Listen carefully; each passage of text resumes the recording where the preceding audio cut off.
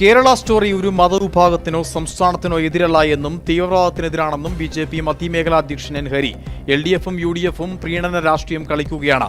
Kerala സ്റ്റോറിയിലെ BJP. നിലപാട് ശരിവെക്കുന്നതാണ് Idukki Thamarassery രൂപതകളുടെ നടപടിയെന്നും N Hari കുമളിയിൽ പറഞ്ഞു. ഇത് കേരളത്തിൽ ഒരു മതവിഭാഗത്തിൻ്റെയോ ആരുടെയുമല്ല, നമ്മുടെ നാട്ടിൽ വളർന്നു വരുന്ന പെൺകുട്ടികൾ, കൗമാരക്കാരായ പെൺകുട്ടികൾ കണ്ടിരിക്കേണ്ട ചിത്രമാണെന്നാണ് ഇതിൻ്റെ തുടക്കം മുതലേ ഭാരതീയ ജനതാ പാർട്ടിയും സംഘപരിവാർ പ്രസ്ഥാനങ്ങളും പറഞ്ഞുകൊണ്ടിരുന്നത്. ആ രൂപത പ്രദർശിപ്പിച്ച് കഴിഞ്ഞു. അതിനുശേഷം കൃത്യമായ സ്റ്റാൻഡും അവർ പറഞ്ഞു കഴിഞ്ഞു.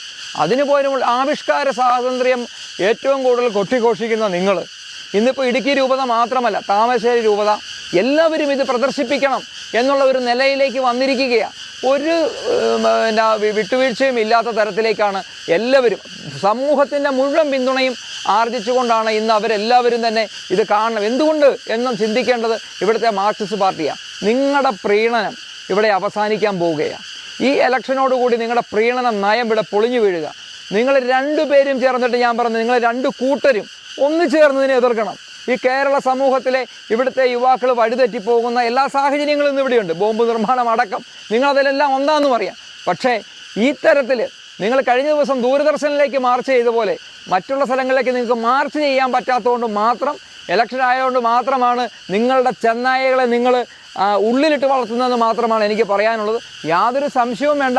കേരളത്തിൽ ഇത് കേരളമാണ് എന്ന് നിങ്ങൾ മറക്കരുത്. ഇങ്ങോട്ട് അഭ്യാസം വേണ്ട.